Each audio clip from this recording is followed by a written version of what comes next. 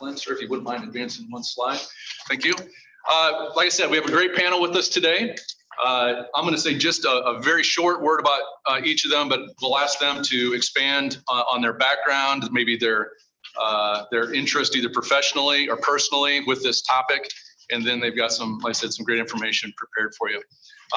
First to my left, Lynn Murray, retired with the Des Moines Police Department, is the CISM network coordinator for the state of Iowa. So trying to organize and keep everybody informed about resources like this statewide. I've known Lynn for a long time. Appreciate his expertise in a lot of different areas. This one, obviously one is that Lynn feels personally passionate about. So I appreciate that about him. Jeremy Sprague, many of you know Jeremy with Des Moines Police Department as well, has really been from the very beginnings of peer support with this topic, not only respected here in the metro area, but statewide and nationally. I know he's spoken on this topic all over the place. So glad to have Jeremy here. Clay Garcia is with the Clive Fire Department, Assistant Chief with Clive. So expect to hear some good stuff from Clay from maybe the fire perspective. Don't know exactly what he's going to talk about, but I think that we have multiple disciplines represented here.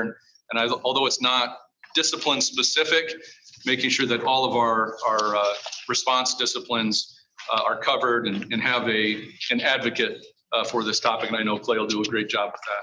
And then at the far end of the table, Annie Utes with Polk County Community Family Youth Services.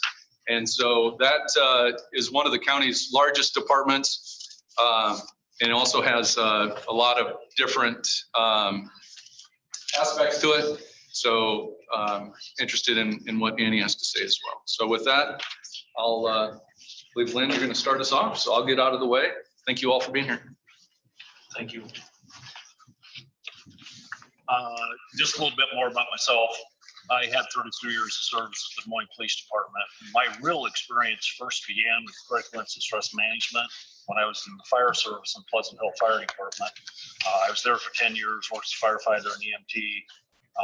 Was the fire chief for a period of time. We had an event that happened in our community. It affected a lot of my paramedics. They stopped actually responding to calls, and I was like, don't understand, what do we need to do here? Because we had nothing on the law enforcement side for years and years. You just sucked it up and you continued to work. And I had some traumatic things happen to me at the police department and never knew what to do with them other than try and stick them in the closet and forget them. Through the fire department side, we held a critical incident stress debriefing. Never heard of such a thing. Didn't understand how it worked. Went through that. A lot of things happened to me that began to spill out during that process from my career in law enforcement. As a part of that, I have to know and understand everything. So I went to the training. I have joined the Red Cross, the Central Iowa Red Cross team. So I provide CISM services across our response area. And I serve as the coordinator for the CISM network, which the entire state's covered with regional CISM teams, and I have contact information for them as well. And our goal is really just to unite responder agencies with resources when they need them. I teach stress management, the basic classes at the Iowa Law Enforcement Academy. And just recently, I'm on the Pleasant Hill City Council. I championed a cause to do what some of the other departments are already doing in Pleasant Hill, that all of our first responders, police and fire, will go in for wellness exams beginning this year. And that is both a physical health check as well as a mental health visit, just to get information out, really to help them survive in this environment. It is a difficult job. So moving on, I'm going to provide some definitions, and at some point I'll hand this off to Jeremy. But a critical incident is any event or occurrence that results in strong emotional, physical, or psychological reactions that overwhelms our normal coping abilities. Critical incidents are often sudden, shocking, and may disrupt our beliefs or sense of control. May involve an event of personal significance, such as emotional or physical loss. I've heard references to, the average human being, all of us, in our normal lives will suffer 4 to 6 traumatic events that are really difficult for us to process. Loss of a loved one, potentially family suicide situation, divorce, sexual situations that occur. But when it comes to first responders, those folks respond to anywhere from 100 to 400 events during their career, let alone their personal lives. So it is important that we look out for those individuals who are looking out for us and responding to our calls. Critical incident stress is defined as a normal reaction to an abnormal situation. We all have our own individual coping mechanisms that we have developed over the years. Sometimes those coping mechanisms won't help us through certain situations and we need a little nudge. We get stuck in certain places, but what's important is to normalize those. Everybody goes through stress reactions. It's part of our life. Critical incident stress management is an integrated multi-component crisis intervention system used to achieve the goal of crisis stabilization and symptom mitigation.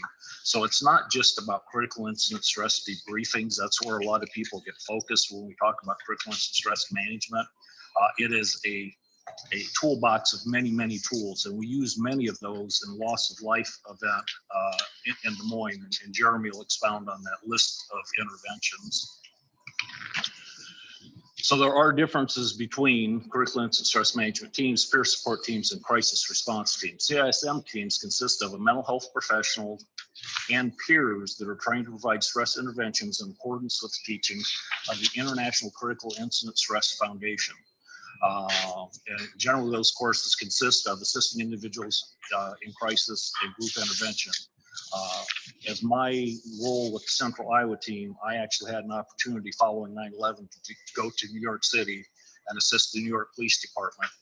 They have a group there, a peer support team called PAPA, Police Organization Providing Peer Assistance, where we did debriefings and worked with them. I was there with a team from Sweden, one from Canada, one from South Dakota, and one from Iowa. And I think the important thing there to realize is we all have the same training. We were able to interact together. We actually combined teams for some of the things that we were doing. Peer support teams are internal agencies teams whose members must be designated by the head of their agency and have received training to provide emotional and moral support and counseling for peers. Peer support teams should be monitored by a mental health professional. A peer group counselor and definition confidentiality protections are provided in Iowa Code section 622.10 paragraph 9. So peer support teams, there is a structure within the Iowa Code that protects them in the confidentiality piece. Crisis response team, they generally provide mental health or victim services for individuals and groups involved in traumatic events. They provide counseling or clinical behavior and mental health services to enhance the recovery of victims, witnesses, neighborhoods, schools, and businesses in the aftermath of significant traumatic events. And one that I think we often ignore is the area education agencies in Iowa have crisis response teams that will come into a school situation. That if there's a death of a child, a teacher, or something happens there, they are a great resource to bring in to help with the teachers, to help with students, to actually help with PTA or parent groups. So don't forget that those are out there.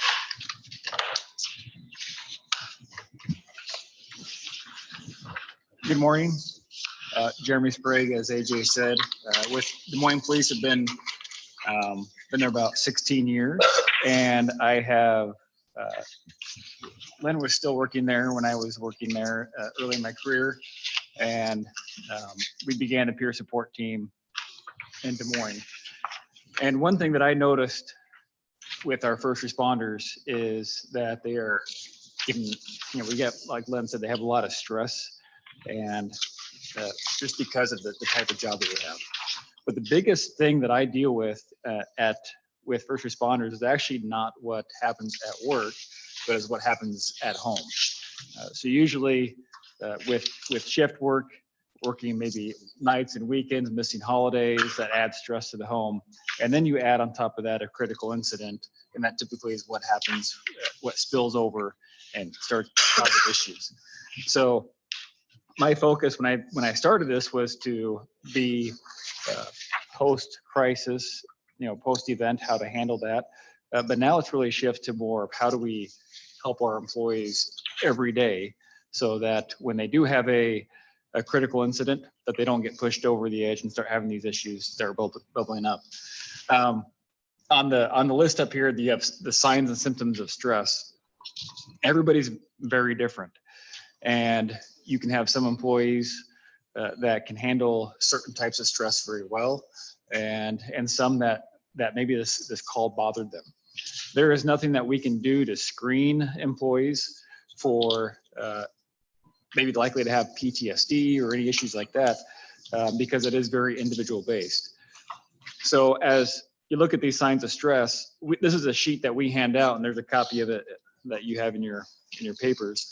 We hand these sheets out when we talk to first responders following critical incidents and say, these are some signs and symptoms that you may experience. But it may not be on here, and they might be just having stress that's not on here. And they may have gone through a critical incident and have none of these symptoms at all and be just fine. So you can look through that list, and it's broken down into 4 areas: the physical, cognitive, the behavioral, and emotional. And we teach employees, and there's spiritual on there as well. We teach the employees, these are things that you can experience following a critical incident. On the definition page sheet, there is a typical interventions that we do. And when we do interventions, we focus on, get on the next slide. Yeah, typical interventions. When we do interventions, we actually focus on the response, not the event. So sometimes me and Lynn will get a call that, hey, something happened in this community. We would like to have a debriefing done. And we begin to ask questions. What type of responses are you getting from the employees? Because they may very well not have any responses at all. So we'll start asking those questions. The first 3 on there, pre-incident education, strategic planning, and assessment, those are things that should be done all the time. We should have a plan in place for our employees of what we are going to handle, how we're going to handle these calls. So you do kind of like a pre-incident or a pre-plan, as the fire department would call it, of how would we respond if we had this type of incident. And so we can kind of have that plan in place. And then we should always, so when something happens, we don't have to make it up on the fly. And then the assessment, we're always assessing our employees as no matter every day, their bosses, their supervisors should be checking in with them, making sure that they are not only doing okay at work, but make sure everything at home is going okay. They should have a good knowledge of what's going on in their lives as well.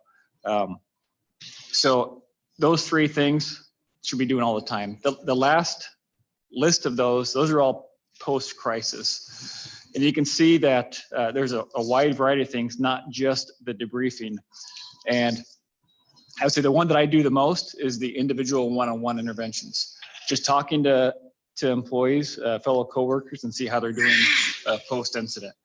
And typically that's what I would say 90% of our employees need, is just someone checking back in with them and saying, hey, that was a really bad call or a really bad situation. How are you holding up, since then? And that's typically all they need, is just some validation and some acknowledgement of what they went through. The other ones are a little more intensive, where you have like what's called the RITS, the Rest Information Transition Services, and the CMBs are more for large scale events. The diffusings and debriefings can be done for maybe even smaller scale events. And fire departments are usually pretty good about doing these, and many times they don't even know it. But a lot of times after a call, they all ride out in the big red truck together, and let everybody know they're coming. And then they all go back to the station, and as they clean their equipment or put their squad back together, they talk about usually the call and what went well and what didn't go well. And many times they're doing these informal debriefings or informal diffusings without even knowing it. Families are one thing that a lot of times in our responder world that we kind of forget about. So how do we support in our families? Not only post-crisis, but what are we doing to engage them in our careers and in our workplace throughout the time, or throughout their time with us? Do we offer any support for them Do we offer any training for them? There's different things that can be done for families, for agencies and employees or employers that can put on family events, family days, and provide some short education on stressors in life. The biggest stressor, like I said, was relationship issues for families or first responders. And within those family units, it's financial stress. So are we offering any financial education to help them get out of financial stress situations? Chaplains as well can be used. Many departments have chaplains, State Patrol, DPS has chaplains that are available throughout the state, as always available to be used.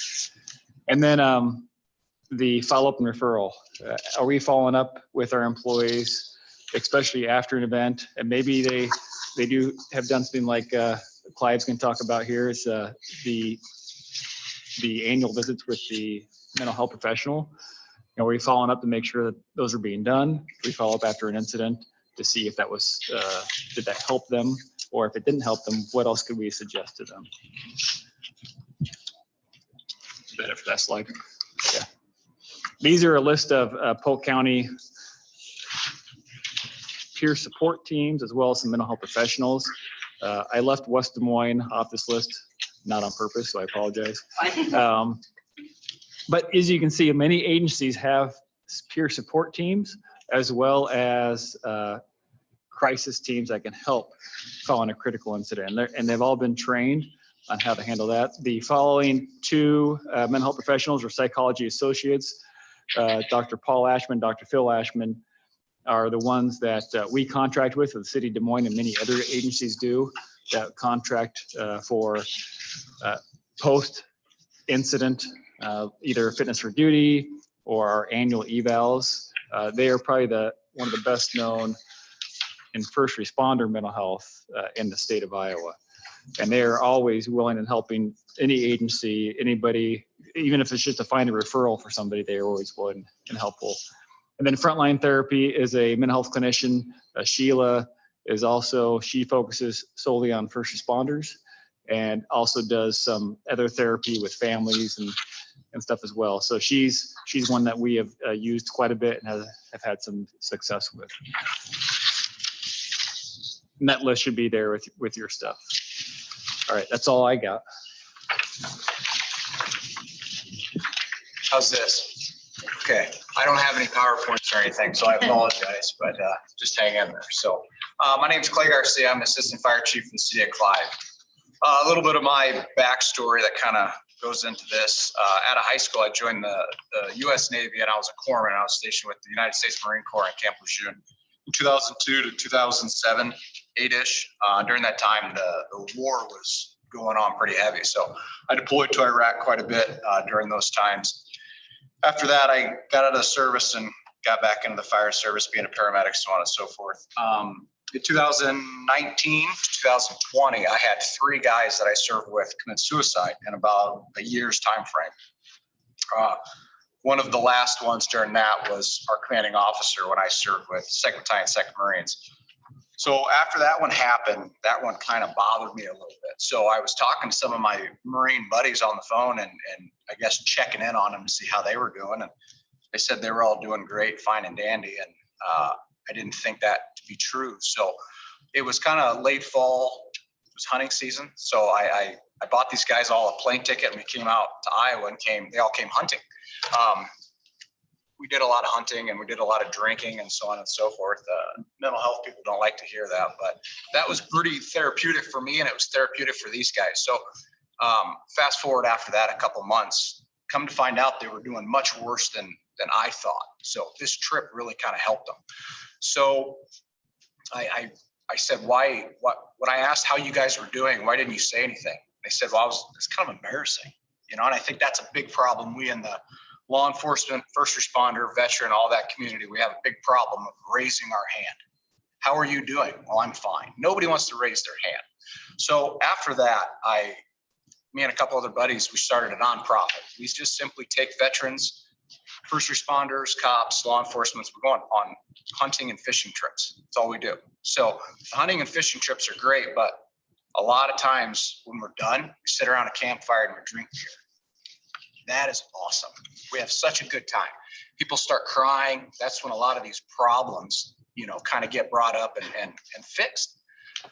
So we were having pretty good success with that whole process. So I thought, how can I take that into the fire service? How can I eliminate you raising your hand? Let's just require everybody to go see a doctor. You're having a problem. We're not going to blanket ask the fire department who wants to go see a doctor. Let's be honest, nobody's going to go do that. You might get one or two. So we kind of conjured up this idea of sending everybody. With a department of 50 people, we're going to have 2 or 3 people that need to see the doctor. So the 45, 48 people that maybe don't, they're going to just suck it up for the other couple. So we started a PAC program, proactive annual check-in. And we use Dr. Paul Ashman for ours. So once a year, starting in roughly January, every member of our fire department goes and sees Dr. Paul for simply a check-in. It's completely confidential. Nothing comes back to the city. So when we first started trying to implement this, you can only imagine the red tape and some of the hurdles that we were going to have to go through. So it took us quite a while to start implementing this program. At the time when we started implementing the program, our department needed it. We had a lot of stuff going on, and nobody was really doing a good job of talking about it. So we figured, well, let's send everybody to Dr. Paul. So at the end, while that was happening, we applied for a grant. So through the grant, through the CARES Act, it's a 5-year program. So for 5 years, every member is going to go see Dr. Paul. So the first year that went through it, we expected it to be a successful program. We didn't expect it to be as successful as it really was. We were getting feedback from firefighters that loved it. Some of the feedback that we were getting, people wanted to go twice a year. People wanted to go monthly.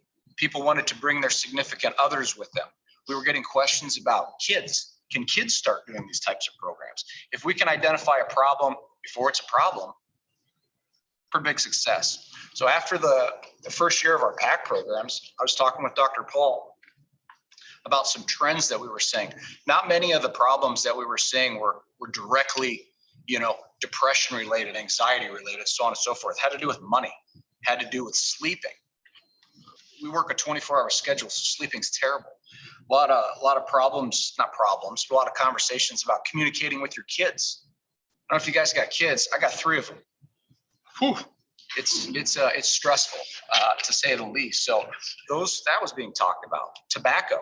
We had a lot of people that were using tobacco that wanted to stop. We as a city, we don't have a program for that. So that's pretty easy. Let's start a program to help people stop chewing and smoking. So that gave birth to our PAC program, and we just finished up year 2, and we're going to continue. It's going to get built into our budget. So from now on, we're going to be doing NFPA physicals coupled with our PAC programs on an annual basis.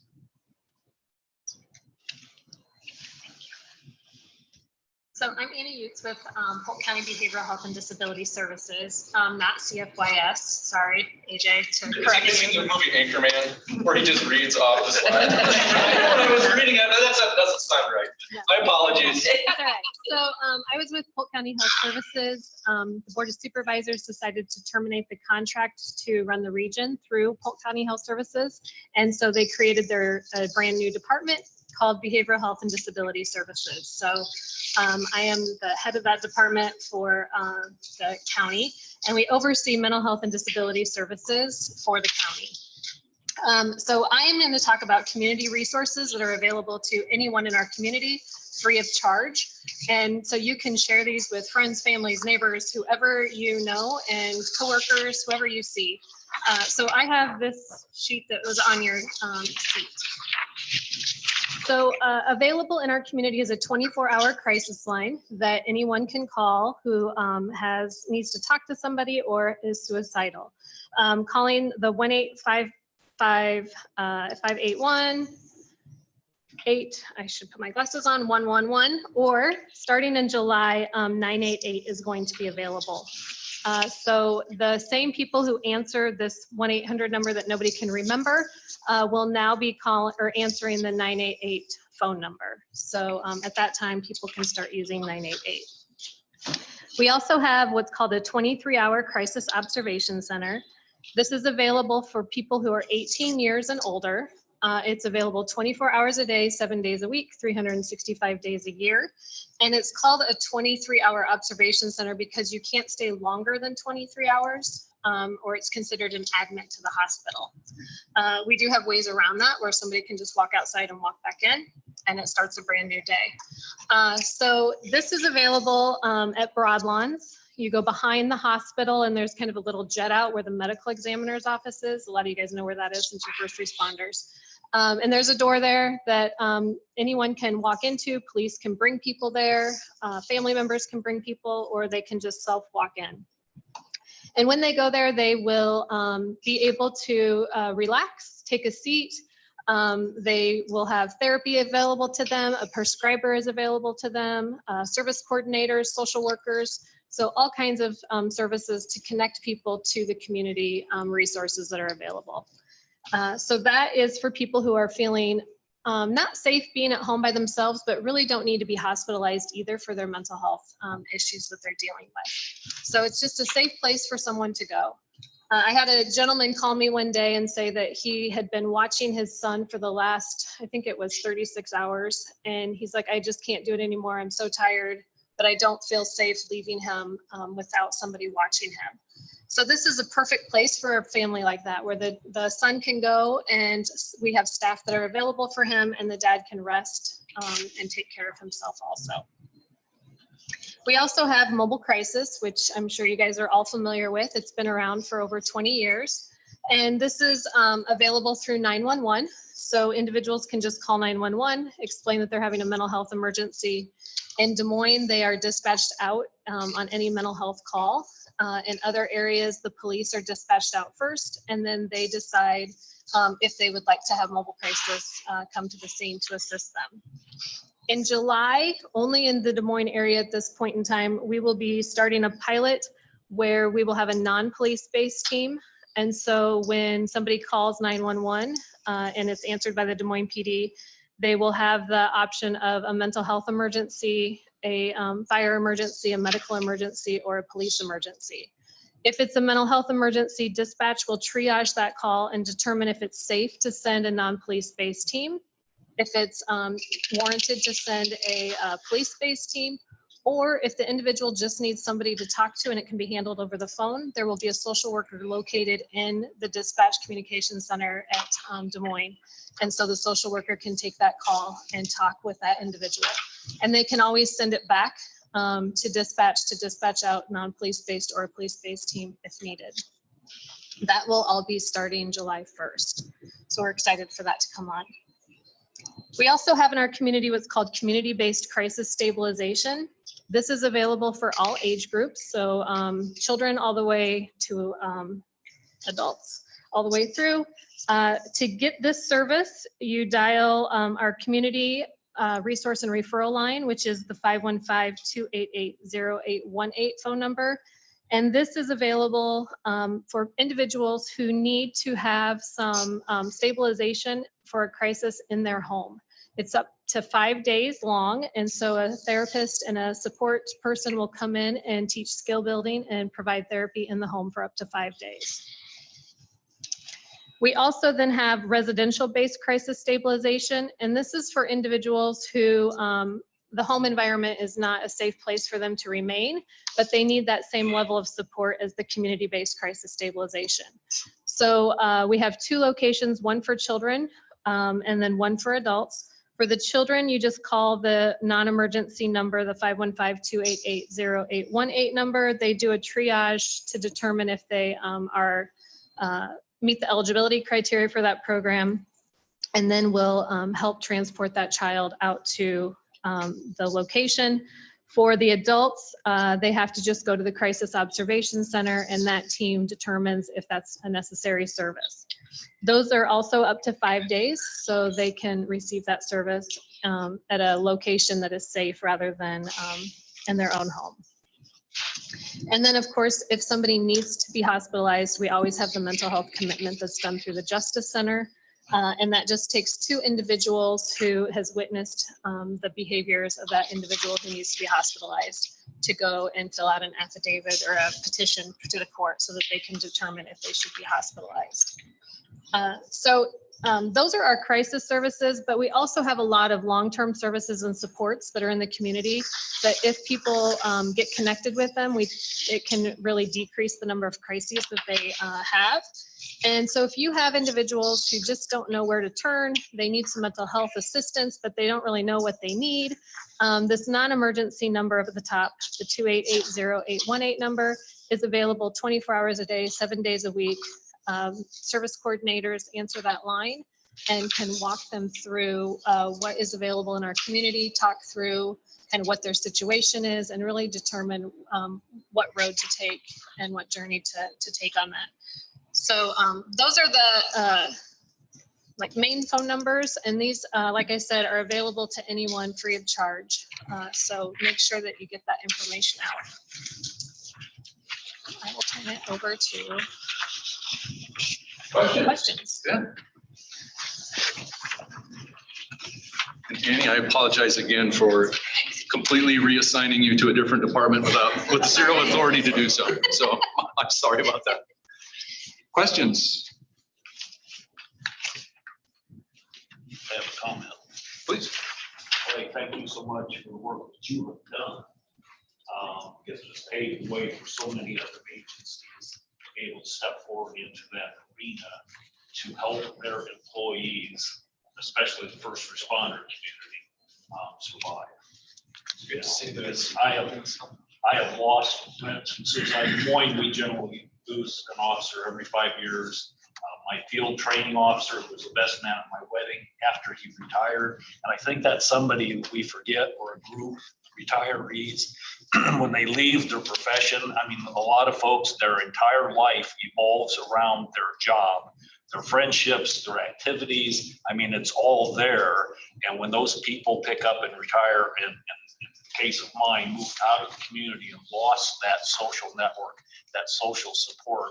And I can't tell you how many folks or family members I hear from talking about, you know, my dad just retired, and I heard my stepmom, and it's 2:30 in the afternoon. I don't know what the hell to do with your dad. I'm like, what are you talking about? He's pacing the floor. And I'm thinking, he should be getting dressed right now to go to work, because he always worked the evening shift.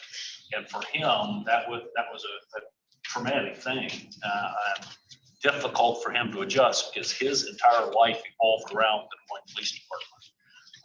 So one of the groups we have to figure out how to help truly are retirees, because there's a wealth of information and knowledge in those folks, and how can we keep up with them and keep them involved at some level. I know Des Moines had started some things where the chief was bringing retirees together pre-COVID, just for a meeting out at the academy, kind of a luncheon, and here's information about the department, the new technology, the things we're doing, et cetera, just to keep that hand or that connection going. So anyhow, thank you so much for what you did. You alluded to finances being a huge stressor, in addition to the vicarious trauma that folks go through. What kind of things are in place so that people are not fearful that if they come forward, they're going to lose their jobs?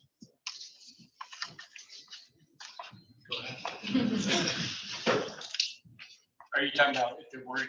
Like If they're worried that if I say I'm having troubles, I know one of the barriers often is if I say something to this person, they report to this person, or people will know I may lose my job.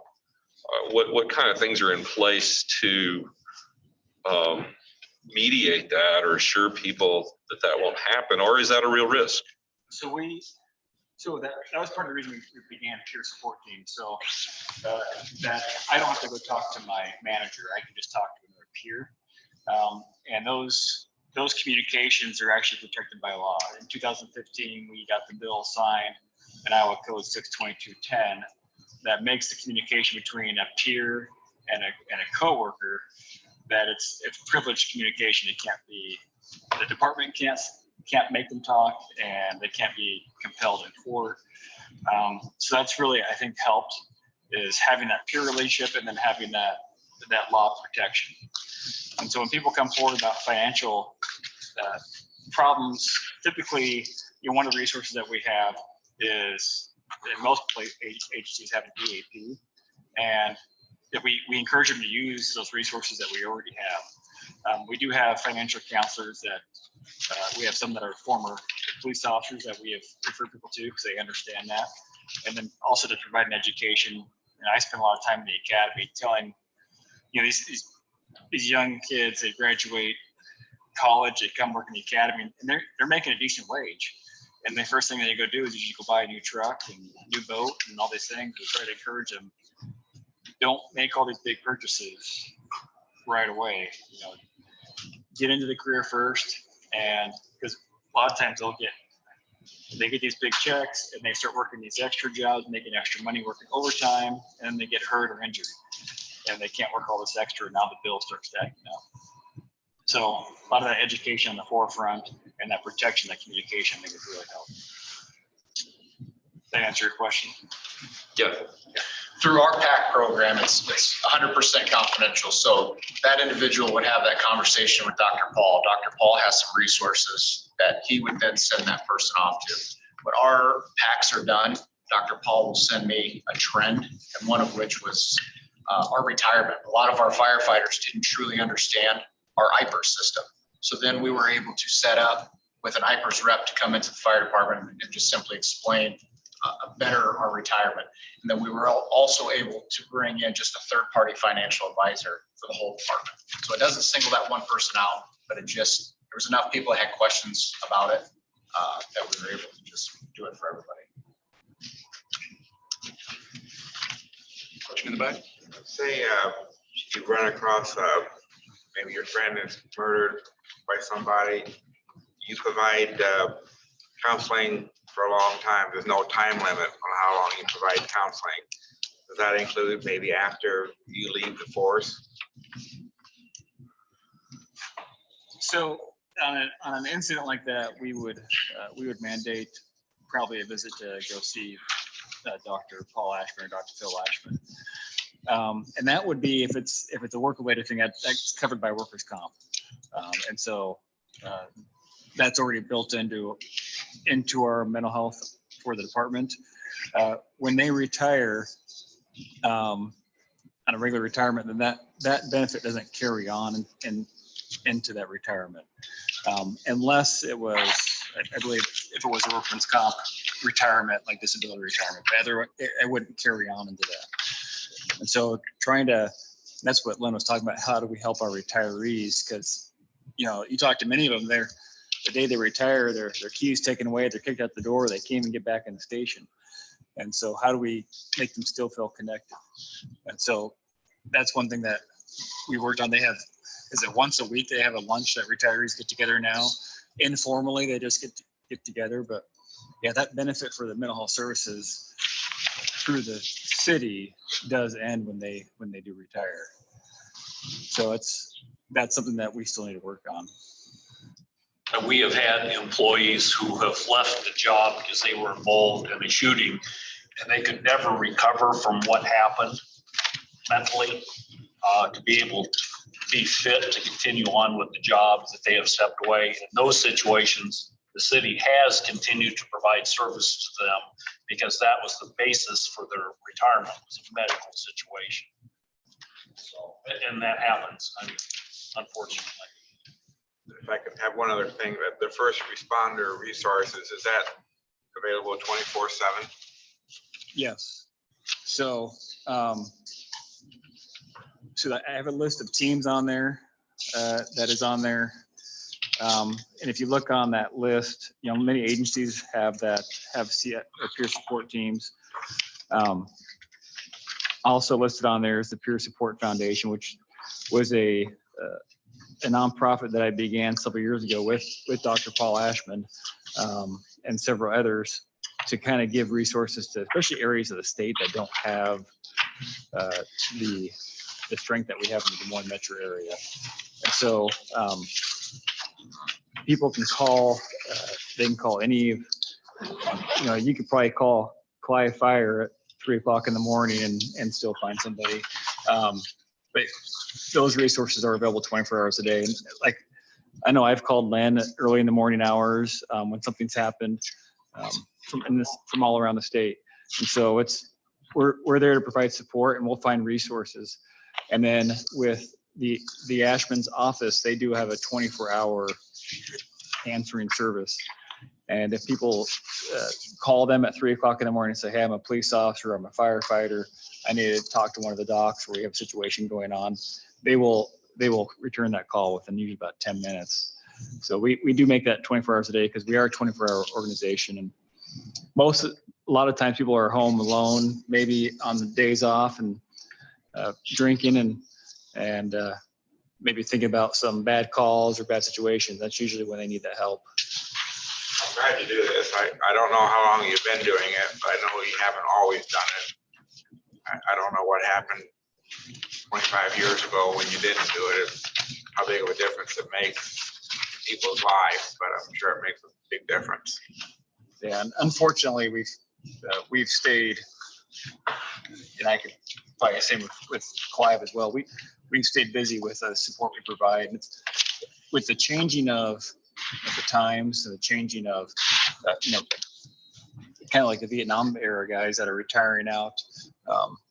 Yeah, it's become more accepted now. And now the young officers it's part of the job now. They know it's there and they use it a lot more.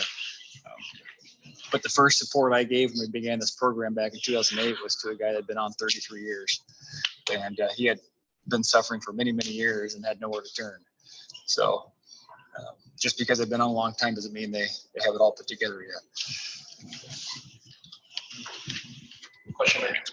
I'm curious about if you're finding more demand for mental health services, how is Polk County handling the wait time? And, some people are calling, trying to get help, and they may say, well, it's 3 months before you get an appointment. So are these crisis setups to help people through that? And how long will we see that wait time before we can start meeting the need? Yeah, so there's 2 psychiatric urgent cares in Polk County. One is with Iowa Lutheran Hospital and one is at Broadlawns. And they are available from 9 to 5 Monday through Friday, where you can just walk in. So yes, there are wait times if you if you're setting stuff up. But if you need somebody right now, you can walk into those places. And if you can't, if it's outside of those hours, then we have our crisis observation center. For children, they have to go to the ER, unfortunately, right now. But for adults, they can go to the crisis observation center since that's available 24/7. But those psychiatric urgent cares, it's prescribers and therapists that are available. It's just like any other urgent care where you walk in, you put your name on the list, and you see a prescriber or provider within. It can be 15 minutes. It could be 2 hours. It depends on how many people are on the list. They're seeing about, both of them are seeing about 15 to 20 people per day at this point in time. So they are Broadlawns is looking at expanding their hours until 7 o'clock. And Unity Point still the 9 to 5. But that's really how you can, if you need services right away, just walk into those urgent care centers. Kind of going along with that 23-hour crisis observation, if it's determined that they need more time or more available services past that 23 hours. I know you said that there's kind of that loophole where they can walk out and walk back in. But if they need something further than that, are they admitted at that point then? So there's 2 options. They could go to the Crisis Stabilization Center, which is the 5-day program, or they can do the admit to the hospital. They're in the hospital, so they just walk them right down to the ER and have them get admitted. So it's a very smooth transition from one to the other program. Or if somebody shows up at the ER and they really don't need to be hospitalized, but they need something, they can walk them down to the Crisis Observation Center.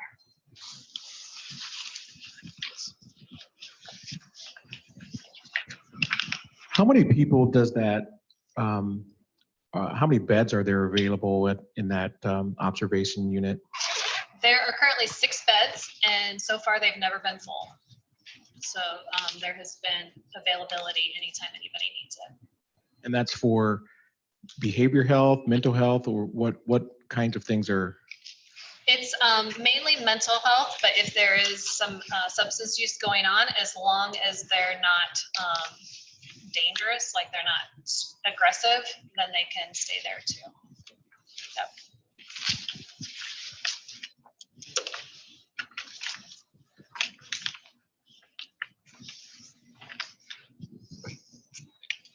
She actually answered.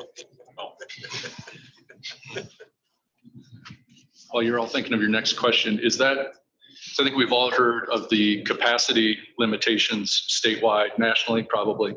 So it sounds like there is some capacity for those urgent needs here in the metro. How does that change when you get away from the Des Moines Metro? It's bad. Does it? I think Broadlawn said, I might have my numbers wrong, but I think they said 74 counties have used their urgent care and their crisis observation center. So people are coming to Polk County to receive that help. I see Melissa shaking her head, yes, from 211. So they are helping out the other counties around us.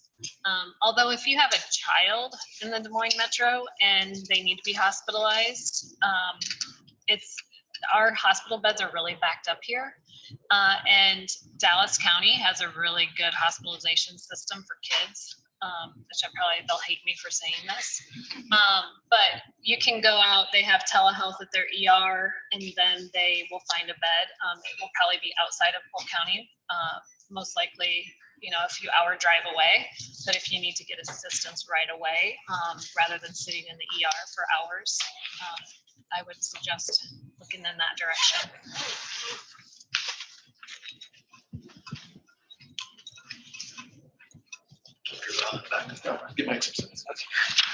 So I do disaster recovery, business continuity in the private sector. And over the last couple of years, we've all had this thing called COVID. How has that impacted what you guys are doing with these programs? And maybe even in the departments themselves, not necessarily for the officers, first responders in the field, but the people in the offices.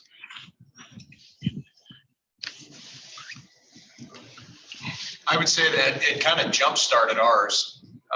There was some funding available through the CARES. So that was a huge benefit that we didn't have to actually budget for it. So that money was available to us pretty quick. So we were able to roll it out within 2 or 3 months rather than 2 or 3 years. So we felt we needed it, and we were pretty lucky with the funding too. Silver lining of COVID. For our employees, there was a dramatic increase in stress because of the COVID, and lack of supplies initially, and then just the unknown. People, we didn't really know much about it at the beginning, and so we had to make some changes to our station, locking it down, protecting our communication center, because that's very vital to our organization. If no one's able to answer 911, then they tell us where to go, good or bad. So we have to protect that. And then just that the stresses of all the administrative folks were able to work from home, but all the first responders, they still had to come to work and take calls and still had to do their job. So and they were not really concerned about catching COVID. They were more concerned about taking it home to their families. And do I go home? Do I strip down the garage and throw my clothes in the washing machine every day? What do we do? So a lot of that unknown early on was a big stress for most of our responders. I think now we've gone back to normal, as much to normal as you can now, but there's still a lot more protective measures that we're doing to keep that from upticking again, like we've seen a little bit of lately. Can I jump in there just for a I was second? gonna jump into it. I got a lot of information from Ellen, obviously with Polk County, about Polk County Health, about things and how, to protect yourself, et cetera. A lot of the services we did with the regional teams, a lot of that work is face-to-face, that one-on-one. I hate to do it by phone. You really need that personal piece because it's body language. There's a lot of things that go into that. when you're doing an assessment or talking to someone.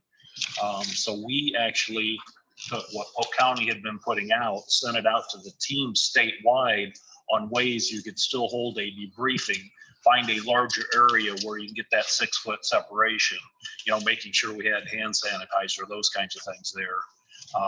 So there was ways we could continue to do what we needed to do. While stress, I think, went up, our calls actually went down, which that's a little concerning because, there had to be a lot of family stress there. And another one that I think was important, our civil discourse in the metro obviously created a lot of tension, a lot of difficulties. People working extra shifts, people working detectives now find themselves on the front line, the rock throwing, all the stuff that was going on. Another retiree reached out to me and said, hey, we need to do something for those folks standing in line.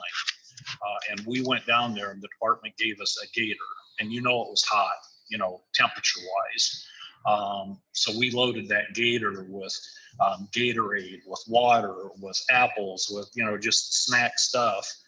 And a few retirees would drive the line, if you will, and met with those employees and just talked to them. How you doing? Where are you at now in the department? It gave us a sense of engagement, but it also, folks care enough about us that they're physically here. It's not the administration who's doing these things. It's somebody I can share my thoughts, my difficulties, what the stress I'm having with my family about what's going on, because for first responders, it's not just them, if you will, or us.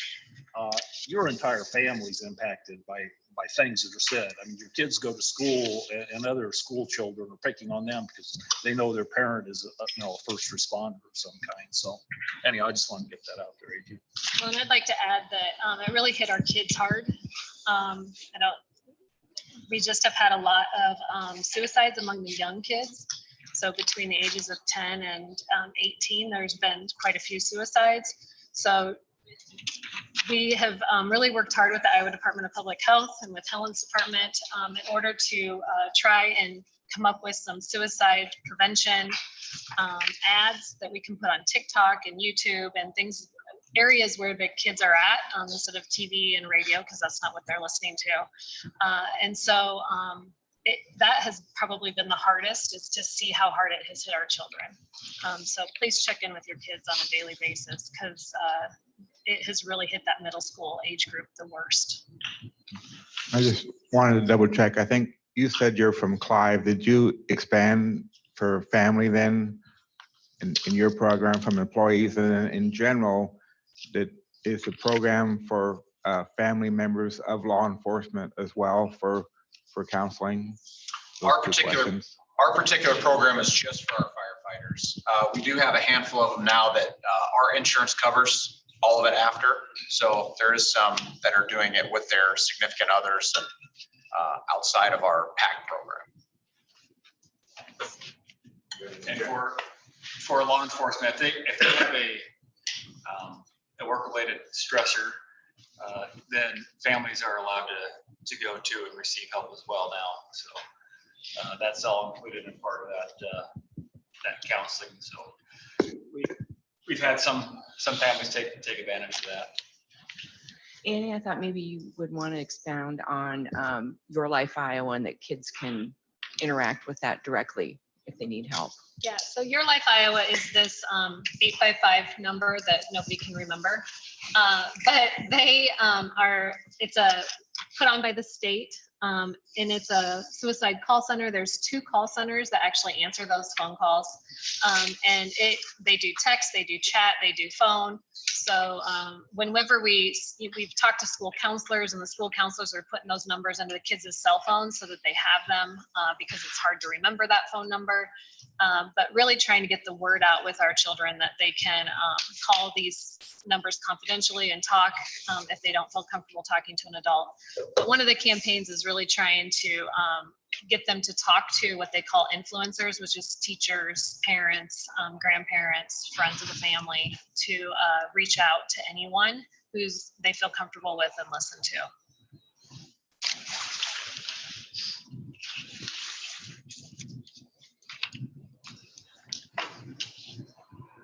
I just have a statement. I don't need that. I can project. The 988 number, please don't have people use that until July 16th. See, I didn't need that. Not all phone carriers have that active yet. And so we don't want anybody getting a deadline. So please, until July 16th, don't encourage use of 988. That's why we had to add 515 on your cell phones. If you're wondering, like, why do I have to now dial 515? It's in order to use 988.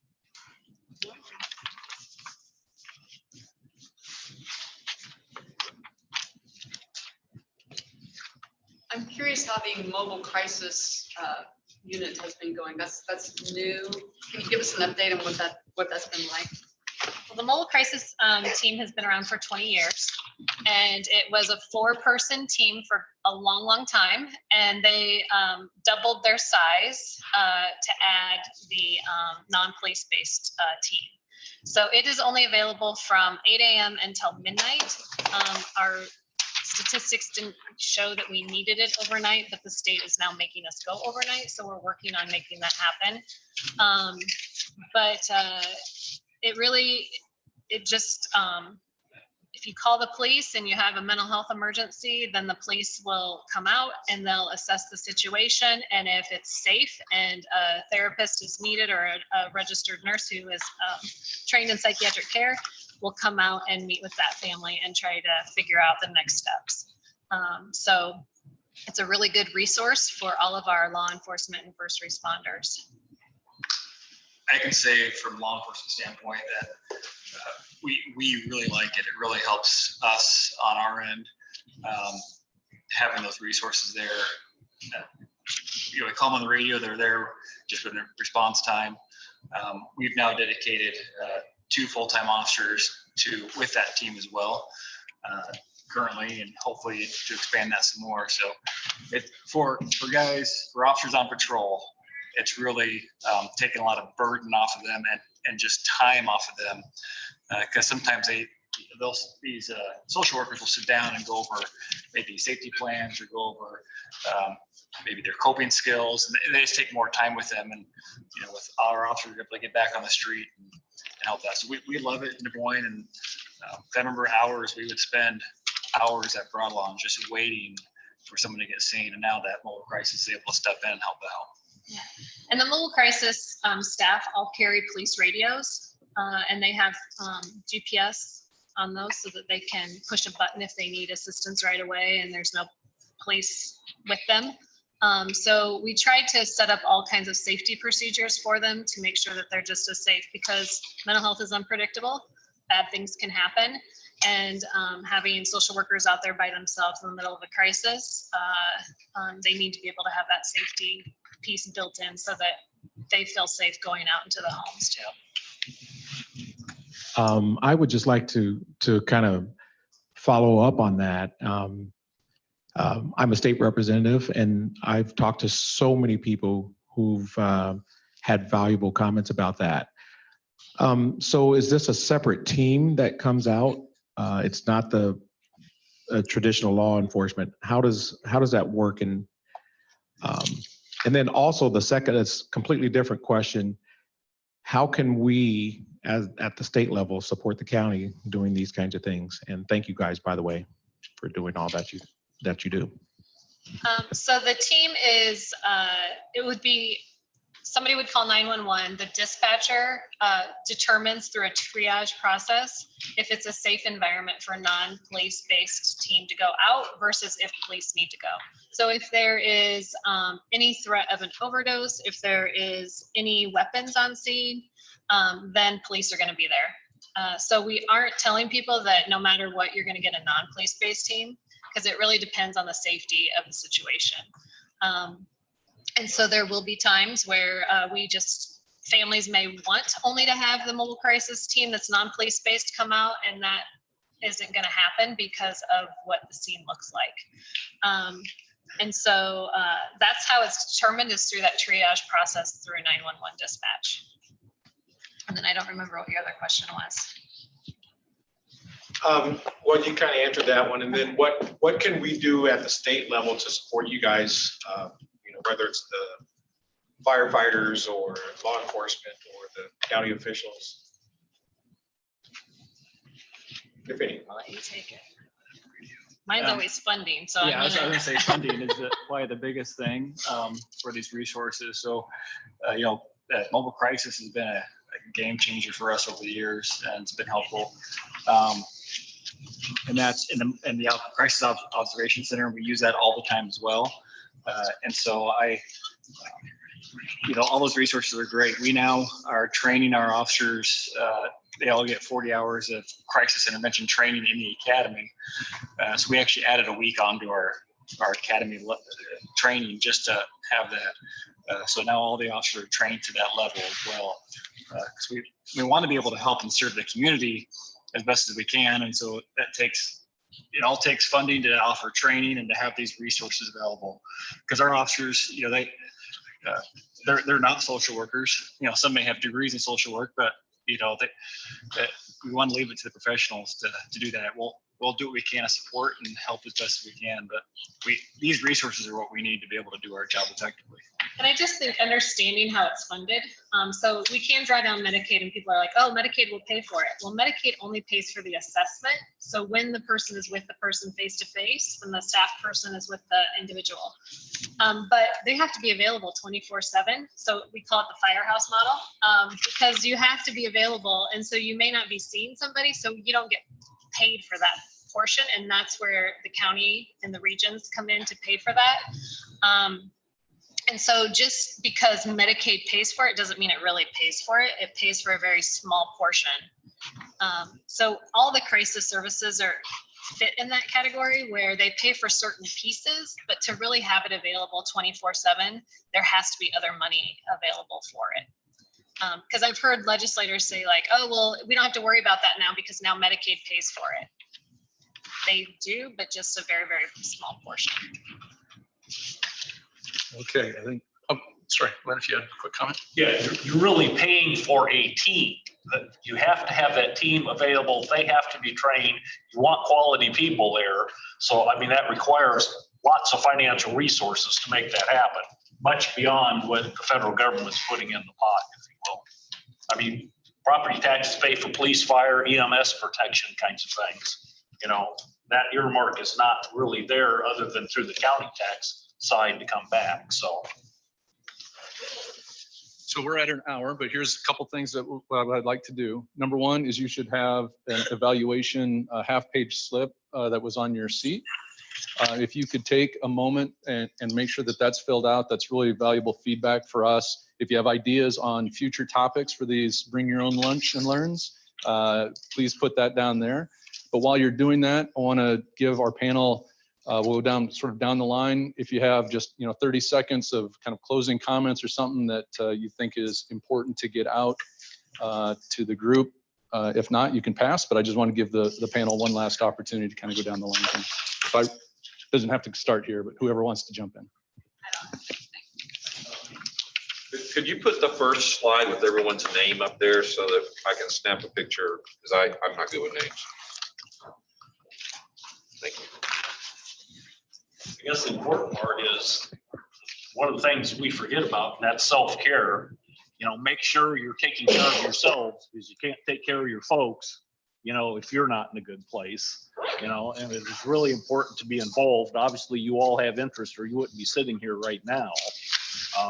And don't be afraid to reach out. Like Jeremy said, we talk frequently about various things and quite frankly, from across the state. And it doesn't matter what time.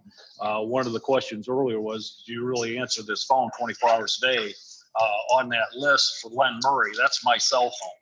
And it's with me all the time. And I get calls all kinds of times, but you may be talking to me and I may be out of state at that moment that I need to pass you off to someone else. But it is important for these resources to be available 24/7. Because when somebody's in crisis, if we don't have the ability to step in and intervene, it's probably going to get worse. And I don't want to lose another person to suicide if we can avoid that. Seriously, that's a big drive for me in this and a personal piece. Well, thank you all for what you all do. Let's thank our panel for being here and spending time with us. Again, thank you for being with us. And on your way out, if you want to set your evaluation form back there on the table next to Cameron as you exit.